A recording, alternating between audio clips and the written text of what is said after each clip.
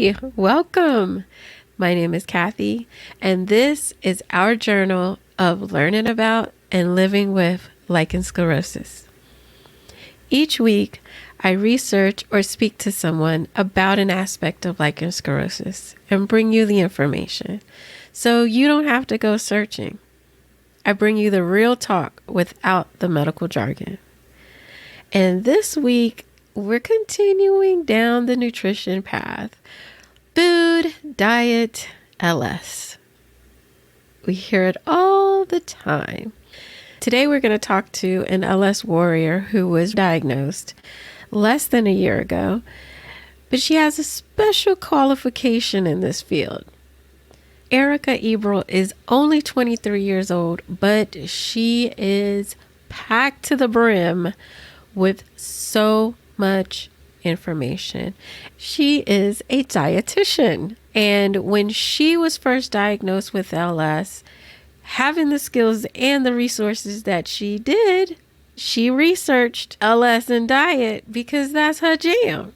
Today, she's going to sit down with us, tell us what she found in her research, and give us the goods. We're going to talk about low oxalate diets, nightshade vegetables, triggers, and we're going to talk about what we should be eating in order to help our LS. So if you haven't listened to Heather Cohen's story where she broke down nutrition therapy for us beautifully, that is a episode packed with information. You definitely want to listen to that one and listen to this one because they work together. Before we start the conversation, I want to thank the Lichen Sclerosus Support Network, bringing information, education, support, and most importantly, hope to people with lichen sclerosus. If you haven't signed up for the Lichen Sclerosus Support Virtual Meetup, you still have time. Tomorrow is our next meetup, and I want to see you. So go to lssupport.net and sign up, get all the information you need, and come on over. We meet from 2 to 4 and 7 to 9 p.m. Eastern Standard Time every other Saturday. So go on over there and sign up. Without further ado, I bring you my conversation with Erica Eberl. This information is for educational purposes and does not constitute medical advice. Speak to your medical provider before making any changes to your care. I'm sure because you have LS, it's more of a personal study than just your normal academic study. Yeah, as we all know, LS is not exactly a walk in the park. The diagnosis in itself is a pretty shocking one, as we've all experienced. I definitely took it from the same angle as an academic would, in the fact that I did go through all the literature databases and I did do how an academic would actually research or look up whatever possible findings I could find on diet and LS. But yes, it was something that I did actually do when I first got diagnosed, but it was a really rough one. And then over the last week or so, I actually did what's a more thorough one. Right. So what is actually part of lichen sclerosus, what is actually looking at diet and not just saying diet could be a factor and that's why it's come up. And then once you screen those, I came with about 5, and 2 of them was not specific to lichen sclerosus, and then there were 3 others that actually looked at LS, which I'm more than happy to share with you guys. And also I've downloaded them so I can definitely give you access to those as well, like the PDF copies. So you guys can all read it. Yes, yeah. I will put that in the membership. That would be amazing. So if you want to get access to these, join the LS Warriors, and then you will have access to it. Let's talk about those 3, and what did you find? So this was a clinical trial done in Italy. Basically what happened, they got women with mild to moderate lichen sclerosus, and they got 23 women. And they gave them this cream that has avocado and soybean extracts in it while also having vitamin E and some other moisturizing properties. These women had mentioned before that corticosteroids don't work for them. So Okay. that's the criteria that they had for these women going into it. And so they had to use the cream twice a day for 24 weeks. And then they had a diet strategy. So they then also had the avocado and the soybean oil extracts and vitamin E and phytosterols, which is a type of antioxidant. And they had these in a capsule, which the women also took for the first 12 weeks. And what they found was that there was actually an improvement in the symptoms that the women experienced, both the white skin, and they do actually have pictures, as well as like the itching and burning and pain during sex as well. They did mention though that by the 24 weeks, so after they did the cream and they also did the diet strategy, the improvement that they saw in lichen sclerosus symptoms would be about the same as if you used corticosteroid for 12 weeks. So they did actually mention that it wasn't as effective, but it still helped to relieve some of the symptoms. I think, though, it's important when reading this study, and I know this has come up in previous podcast episodes as far as what to look for in a study.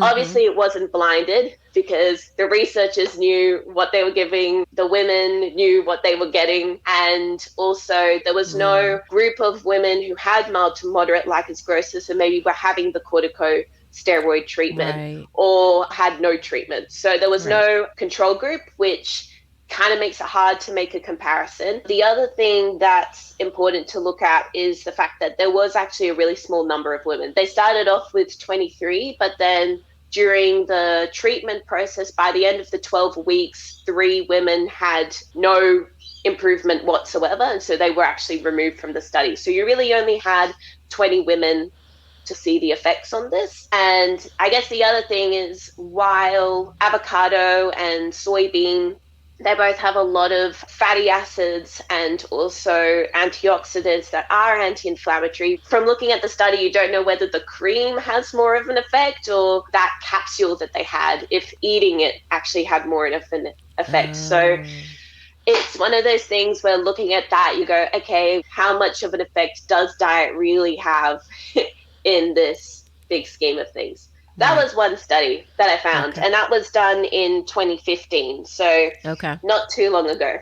And then the other one I found, this one was a case control study. So with case controls, it's very observational. They don't give an intervention. They don't say change your diet or change what cream you're using or that sort of thing. It's purely observational, which has its advantages and disadvantages, but it's definitely something that a lot of studies on nutrition, or a lot of studies that are meant to inform our best practice guidelines, some of them have to be observational, because the best way of not actually putting a bias to your population, if that makes sense. So they were basically just watching what these women were already doing.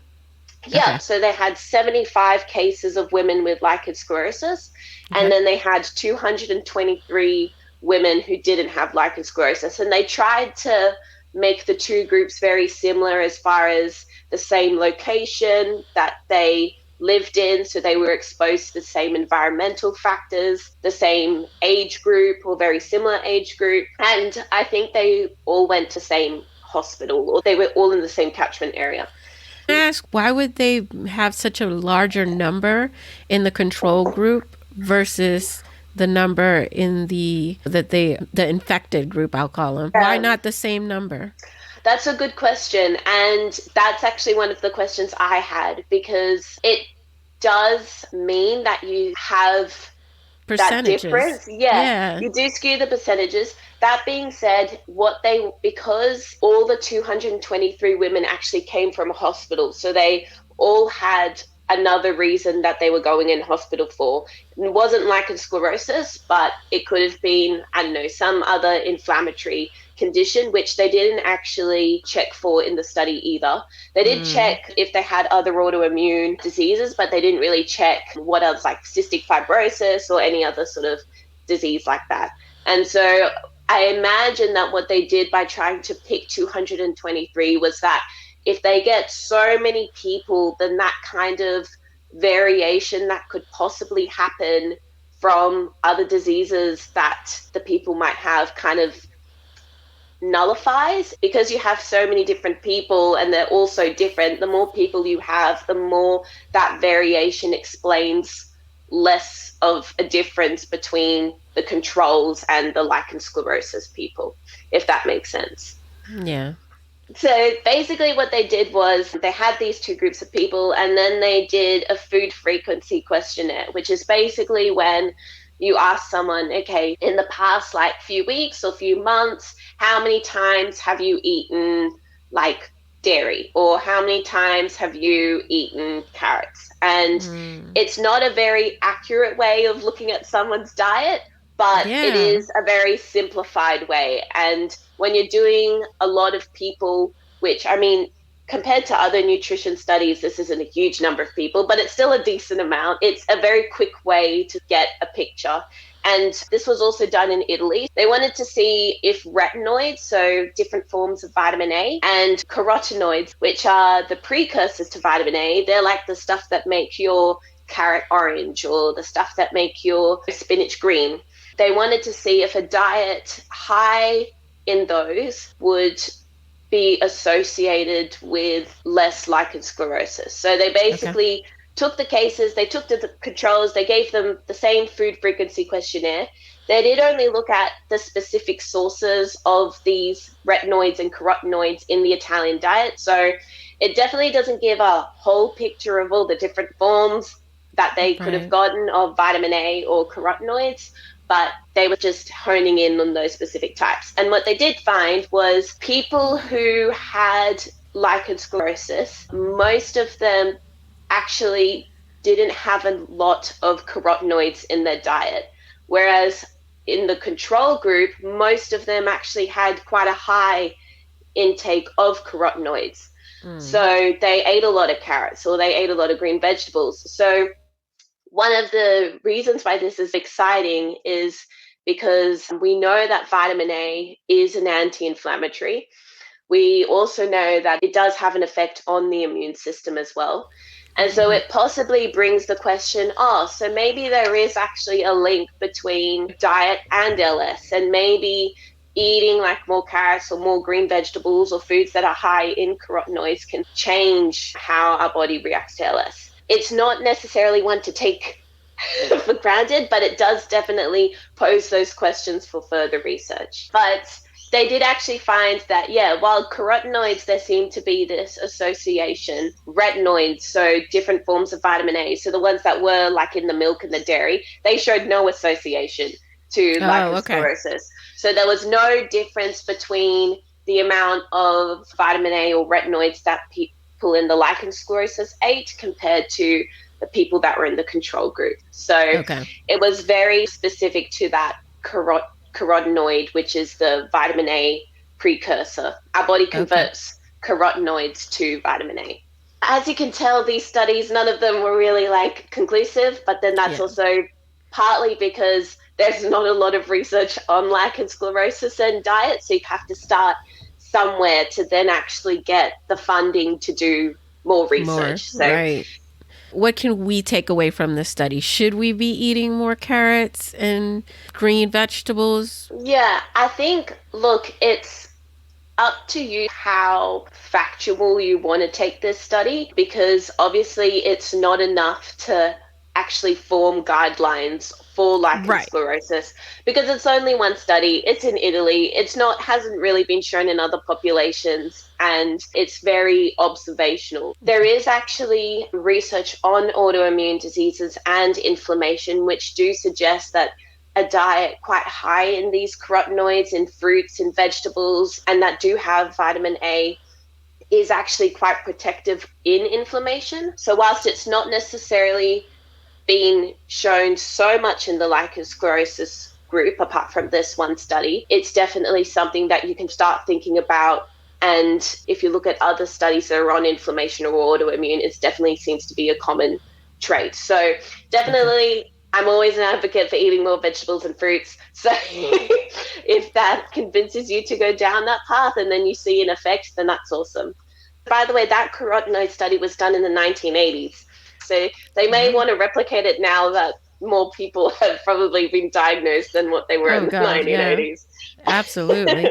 And then were they not treating with steroids? I think they did adjust the statistic based on that, but they didn't intervene whatsoever. So the women with lichen sclerosus, some of them may have been treating, some of them may have not. All they did was they looked at what are some associations between diet and this disease with a specific focus on vitamin A. So yes, as you can see, looking at this study, it's very general. And this is one of the things that we come across with research on diet. And so when people make these really strong conclusions based off studies like this, you have to go, I've read that paper. This was actually what happened. And Right. I don't really know if it's enough to make a guideline sort of. Yeah, absolutely. This third one is from where?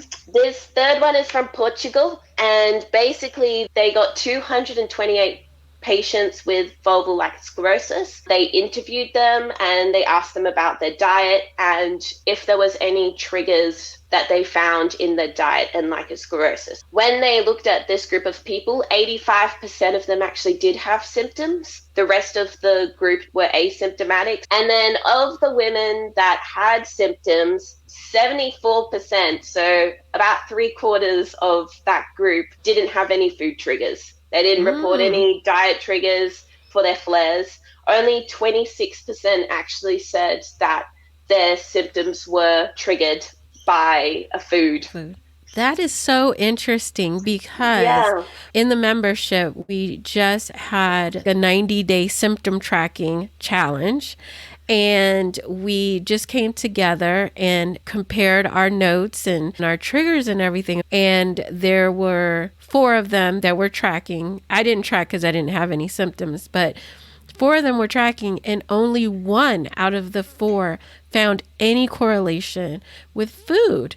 Wow. The other 3, it was stress. They found that stress was a trigger for them, and only 1 that food was a trigger. So that goes along right with your study there. Yeah, pretty much exactly the same ratio. That's insane. Is the lady happy to say what the food trigger was? Yes, if I can remember correct, dairy. Milk in particular, but she said it was specific dairies. So I think it was she could eat cheese and she was good for a couple of days, but if she had milk, it was like almost instantaneous that she started itching. Or it was vice versa. But it was definitely dairy. She said she also maybe suffer from celiac disease. So she also is off of gluten. And so if she has any kind of bread, she gets an upset stomach, and then that also might trigger her. But I don't know if like her getting sick might trigger stress, and because stress is also a trigger for her as well. So I don't know if it's so much of a trigger for her, but dairy definitely was a trigger for her. Yeah, and it could be that like cheese, I know cheese, yogurt, they tend to be quite low in lactose compared to, say, for instance, milk. So that would be something that she may want to like follow up on, see if it's that was the other interesting thing was that she said the milk was lactose free, and she still triggered her. Okay, so that really threw us for a loop. Yeah, that threw us for a real loop. Yeah, that's interesting. Very interesting. This study, when they actually looked at the quarter of the group that sort of said that they did have a food trigger, the number one food, like 50% of that 25%, they said that pork was a thing for them, which was really interesting because I think Heather Cohen in the last episode said that pork was something that she noticed as well. So pork seems to be a thing. And then the next one was spicy food, and also fried food was the third. Those were the top 3. After that, there was stuff like dairy and other foods as well. But the top 3 seemed to be pork, spicy foods, and fried foods. Interesting. Very interesting. Because a lot of the time when I'm in the support groups, I'm hearing a lot about sugar. I'm hearing a lot about high oxalates and things like that, Mm, but no one's really mentioning anything about fried foods or pork or anything like that. So that's mm. super interesting. Yeah, I sort of then looked at the research more into pork because I was like, why are 50% of women saying pork? Like, that's a pretty, it's a really weird food compared to all the other sort of foods out there that are known to trigger allergies. But there is actually a protein in pork, which some people can actually be quite sensitive to, and they can have an allergy to that particular protein. So all allergies are related to proteins. That's something. Whether you have Okay. celiac disease, it's related to a wheat protein.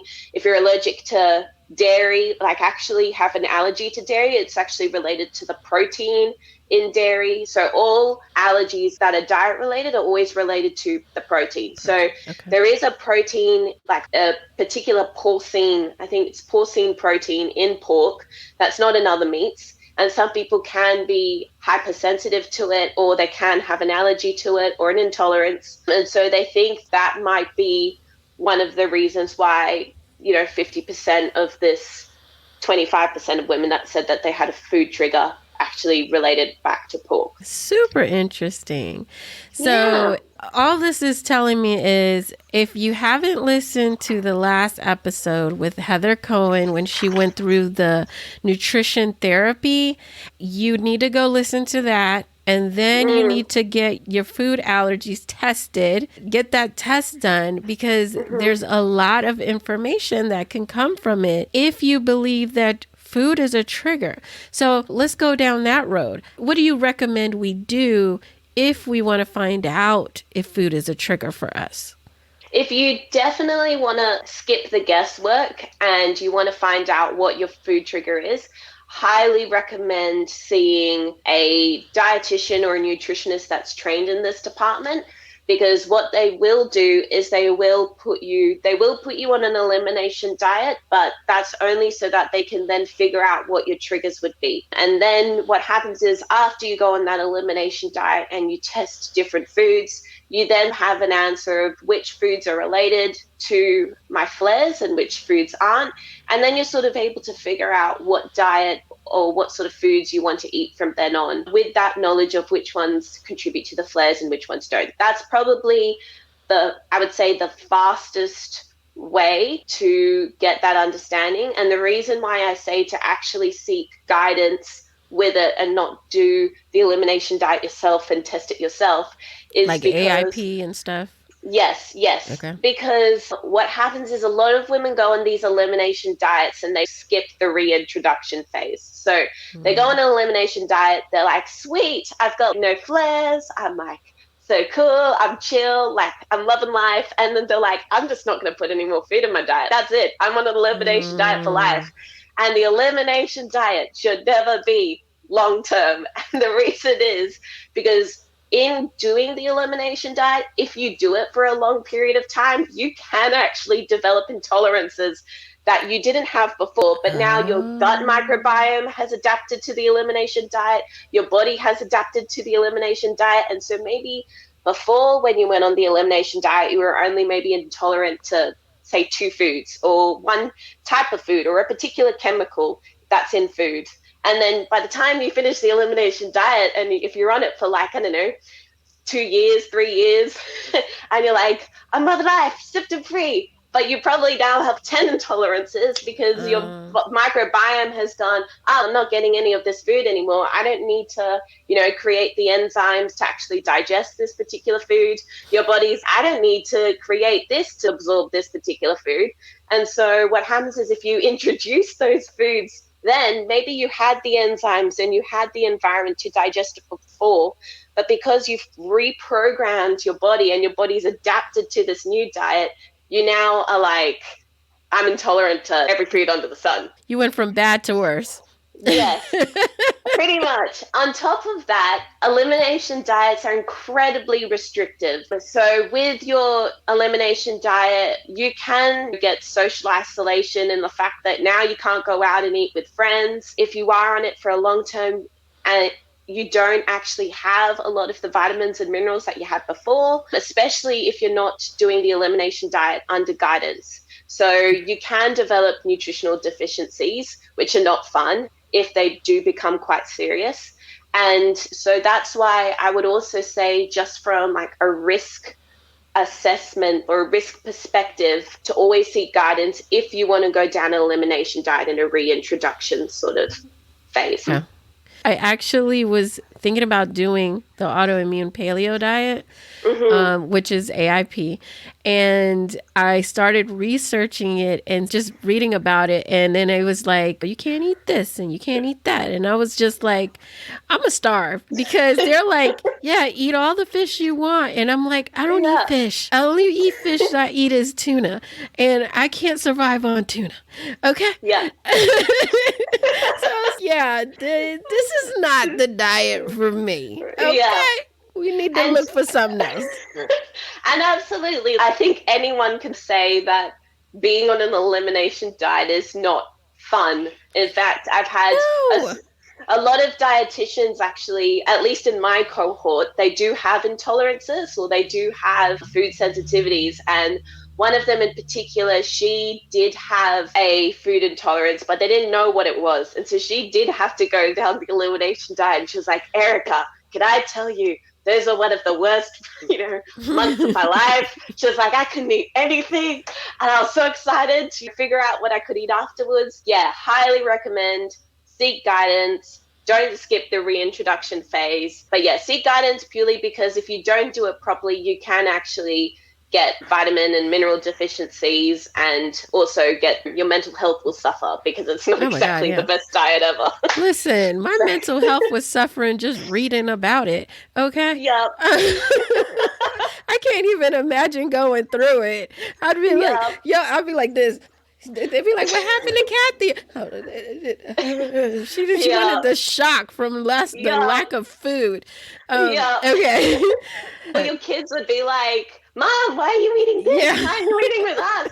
Well, boiled rice, that looks pretty boring. They'd be like, Mommy, get out of bed. No, there's nothing to live for anymore. I want a milkshake. No. Okay. So definitely get guidance. If you don't want to go down that path, as far as maybe it's just financially not an option, or you're not that desperate to find out and you want to just experiment, then yes, definitely journal your diet, journal what you eat, journal your symptoms. So that symptom tracker that you have is amazing.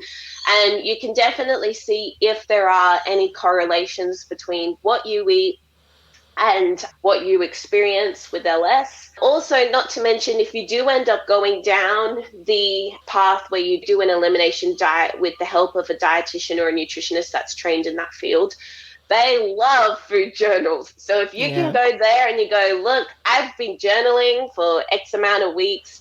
This is what I think it might be, but I'm not really sure. The dietitian will be like, fabulous, this is amazing, because you've already just given them like half of the information that they need to get to you from the appointment anyway. If you need a symptom tracker that you can customize for yourself and your needs, I do have one available. Like Erica was mentioning, you can download it for yourself at lichensclerosuspodcast.com/symptom tracker.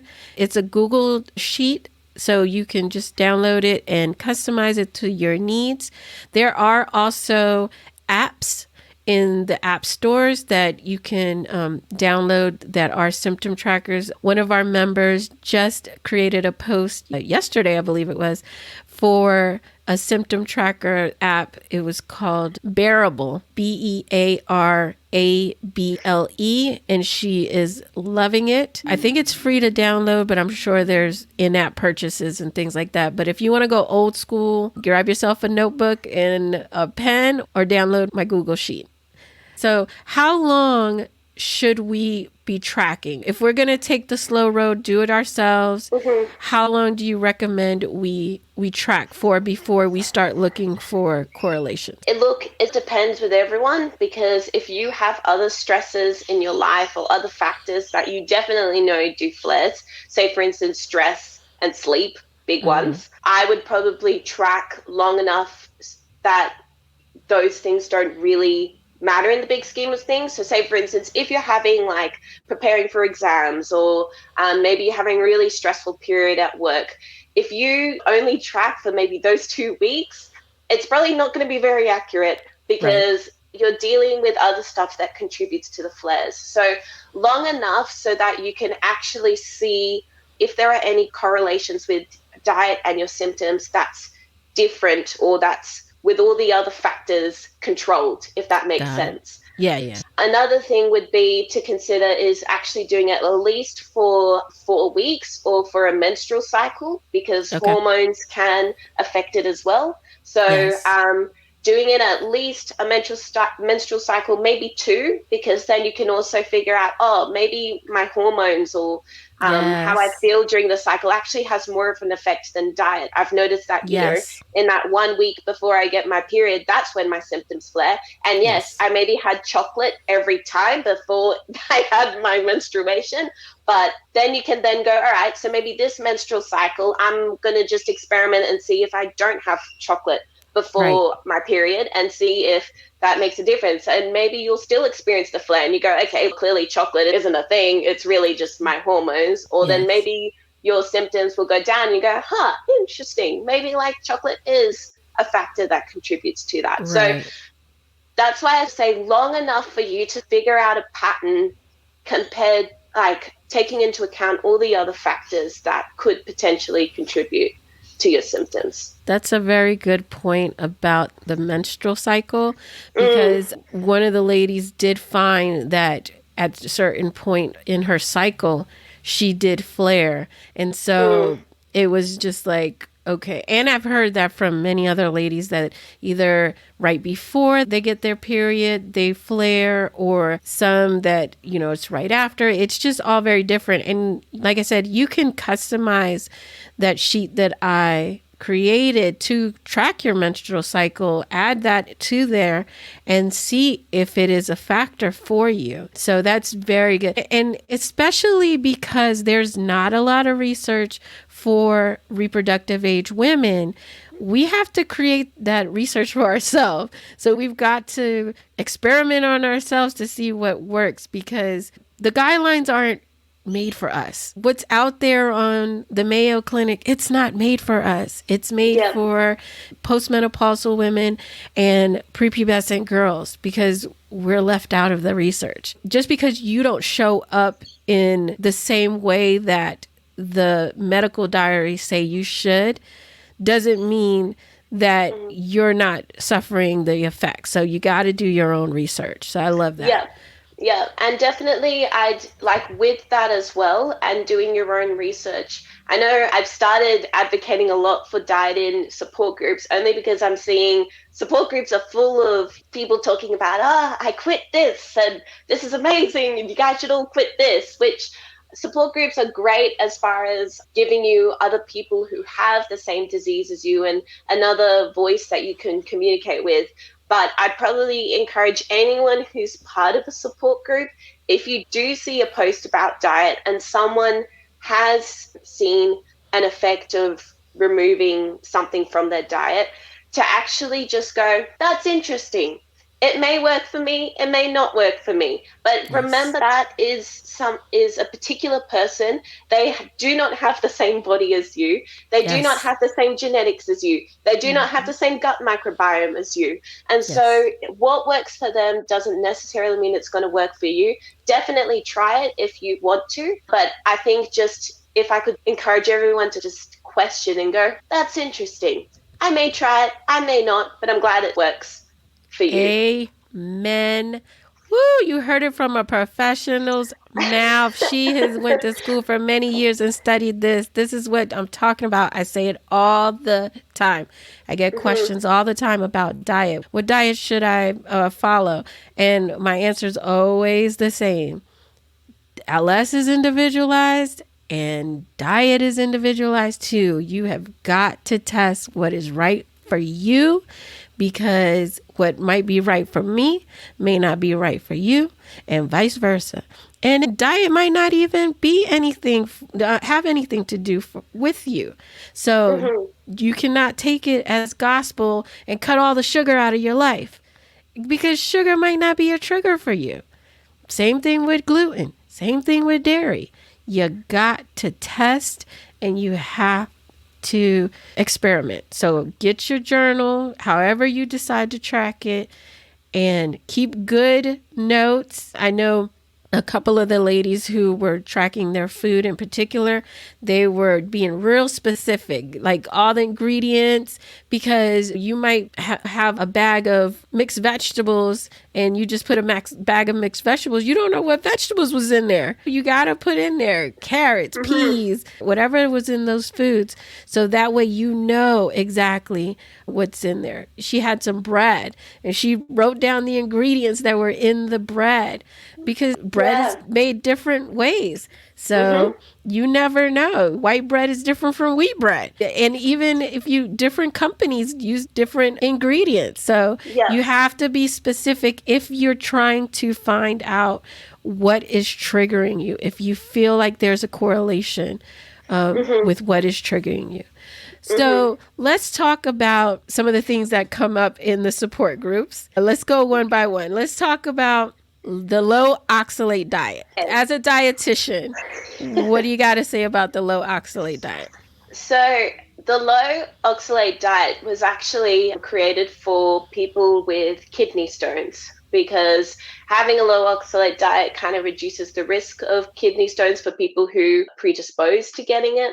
So that's why it stands as a diet in nutrition therapy. Some people find that following an oxalate diet helps them, low oxalate diet, in reducing their inflammation. But currently there's not strong evidence, at least in the literature, for a low oxalate diet with inflammation. So maybe there's a couple of clinical trials, but there's definitely not enough randomized controlled trials to create that guideline for oxalate diet reducing inflammation. If that was the case, I can 100% tell you, dietitians working with autoimmune diseases, and we work with a few, like rheumatoid arthritis, Hashimoto's, we'd be prescribing oxalate diets like left, right, and center. But because I think there's one, you know what it is? There's one study that I saw that mentioned oxalates, and we just jumped on it. Like it was like a fad. It was just like, yes, oxalates. Okay. So I think we're desperate sometimes. And when we see that one study, they're like, they said it could be possible. So it must be true. Yeah. So, and as you can see, like even just me showing you some studies that are specifically to do with LS and diet, I've told you all the problems of those particular studies. And so unless you actually read the study yourself, you really don't know how convincing that evidence is. So that's why I wanted to share with you what's out there. So when you hear a study said this and this, then you can be like, what was the study? How many people were in the study? How did they assess diet? What are the other factors that we've talked about in the research studies that I just mentioned today? Definitely, that's something as far as one study and everyone jumping on that bandwagon. There's also, I think, oxalates as well. It's hard to do on your own, because normally, at least when we do low oxalate diet with people who have a predisposition for kidney stones, is we try to keep the oxalate content to below 50 milligrams, which is really hard to do because oxalate isn't something that's on a nutrition information panel. And often, unless you really try to hunt and find the data, that's the food analysis data that's going, okay, how much oxalates are in a banana, or how many oxalates are in this particular vegetable. It's really hard to actually do. And the other thing is that with the oxalate diet, it's not just the fruit and vegetables that change depending on the oxalate. Processing and cooking actually affects oxalate content a lot. Wow. Actually, I answered a question on a support group about this, because one of the women asked, can I have pineapple on a low oxalate diet? And I pretty much said, you can have like pineapple juice as long as it's 100% pineapple. They're okay. But canned pineapple and dried pineapple is really high in oxalate. And it's mainly to do with the processing and how concentrated that oxalate ends up being. With canning, and this depends a lot on the manufacturer, but for at least fruits, they use heat. And so some of that water goes away and the fruit that's in the can becomes more concentrated, the oxalates become more concentrated, and that's the same with dried. However, if you, say, for instance, cooked a food, some vegetables that might be moderately high in oxalate, if you boiled them and then you discarded the water, that would actually be lower in oxalate than just that vegetable itself, because some of that oxalate would have leached out into the water. And if you throw away the water, you're left with vegetable that has a lower oxalate than what it actually has. So it's one of those things when people follow a low oxalate diet, it's really hard to figure out how much oxalates am I actually having. Very interesting. So another group that I've heard is nightshades. Like I have a lady actually in the membership who knows that as soon as she has nightshades, any kind of nightshade, she flares. Nightshade vegetables, like they tend to be capsicum, tomatoes, another one, eggplants, another one. Tomatoes. I think tomatoes is one of her main triggers. Yes. So I think like for people, definitely if you notice that it's a trigger for you, I would suggest not having it. I think but that being said, all I can say is like what the research says, so that if you are considering removing nightshades, then you can understand what does the research say for the majority of the population.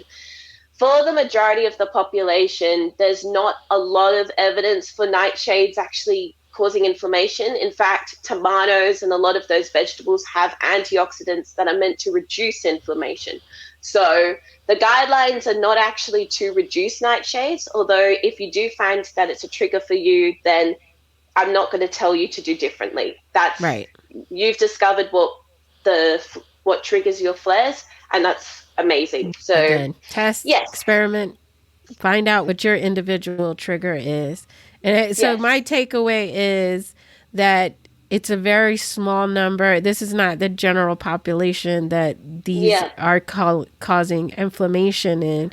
It's a very small population, and you just might be part of that. And I guess the same can go for sugar, dairy, gluten, and all the other things that people are cutting out of their diets. It's not a one size fits all, and you have to test and find out what your own triggers are if you have a food trigger, because there's a 75% chance that you do not. Yeah, and I think also is something, and you'll find out if you do actually get guidance from a dietitian or a nutritionist that's trained in this, that one of the things they will look at, as well as what diets you used to have as a kid, what foods you used to have, because if you say, for instance, and this is one of the reasons why I mentioned, if you go on an elimination diet for so long, your body can adapt, is that if we are exposed to those foods quite early on and we have no problems with them, then chances are we're less likely to,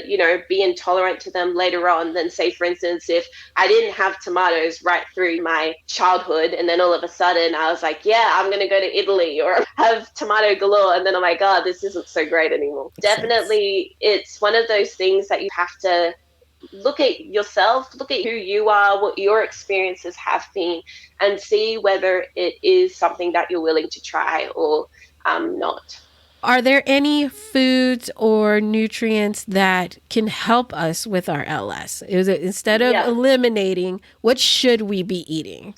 Vitamin A has been shown. It actually is used a lot in the immune response, or how our body's immune system actually responds to things. So vitamin A is a good nutrient to improve your immune system. Vitamin Bs, particularly B6 and B12, these are ones that are found in, for instance, fish, meats, greens. They're in a lot of different foods, your vitamin Bs, and they also help with your skin health.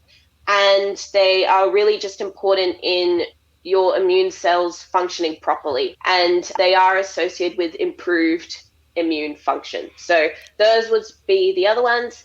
Vitamin C, it's an antioxidant, number one. So it's going to basically, we whether we're exposed to pollution or just our basic processes that happen in our body, we produce a lot of things that can be harmful. And so a diet high in antioxidants, actually, those antioxidants help remove those harmful things and prevent the inflammation from happening. So vitamin C is one antioxidant.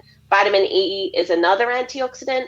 So vitamin E, they actually do find that if you have a lot of vitamin E in your diet, it can be immunosuppressive, especially in chronic inflammation. So that's why you will find studies that look at vitamin E, and that's why you do have vitamin E cream for stuff like psoriasis and dermatitis as well. So a lot of vitamin E is really good, and they're in stuff like your nuts, your seeds, and your greens as well.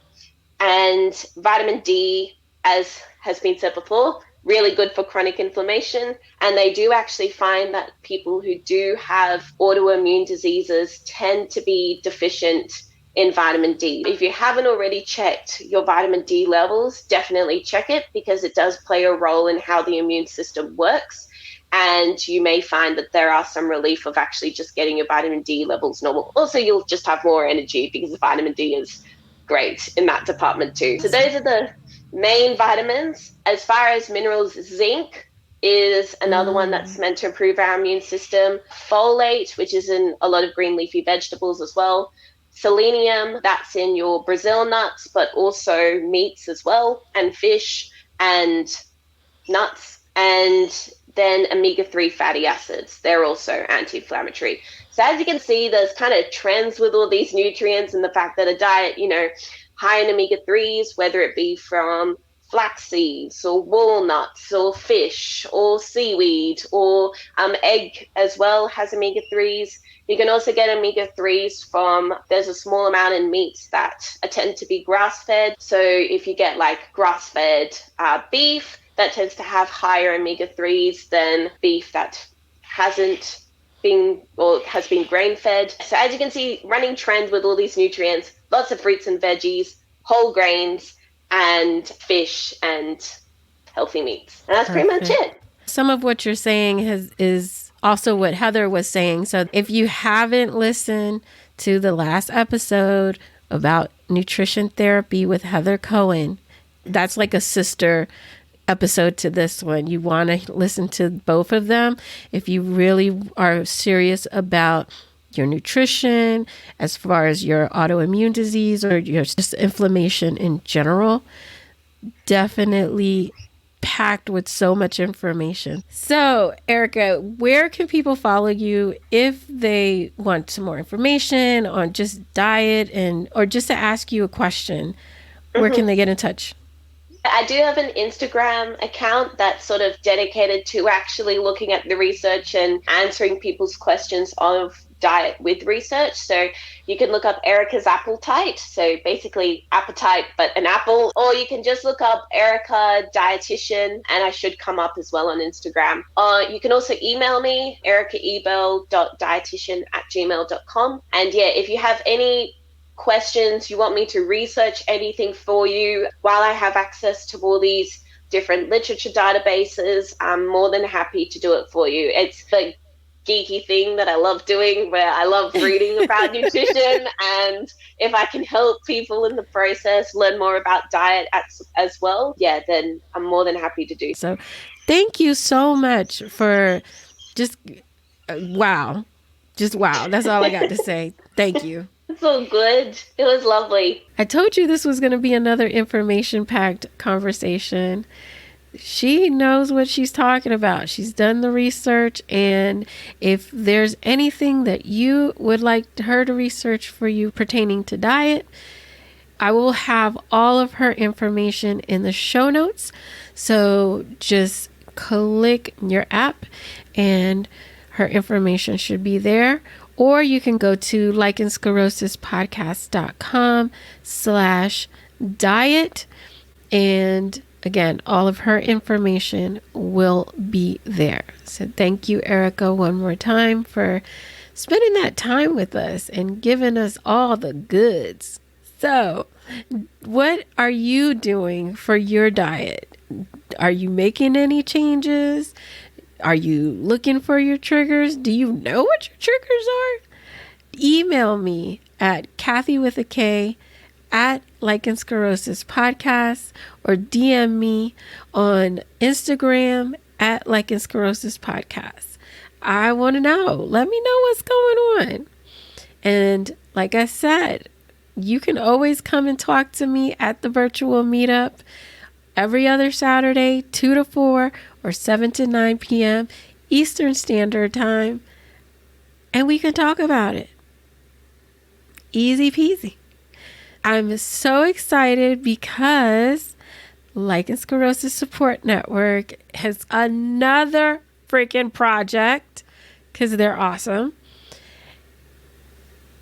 A provider directory. Yeah, you heard me. Provider directory.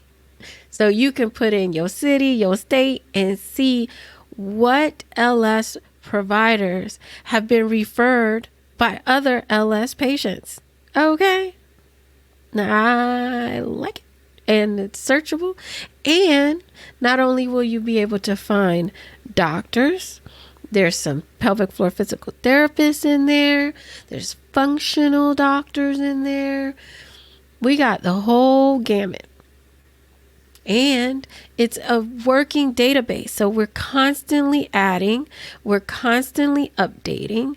If you have an amazing practitioner that you want to add and refer to the list, girl, all you got to do is let me know. Email me, DM me.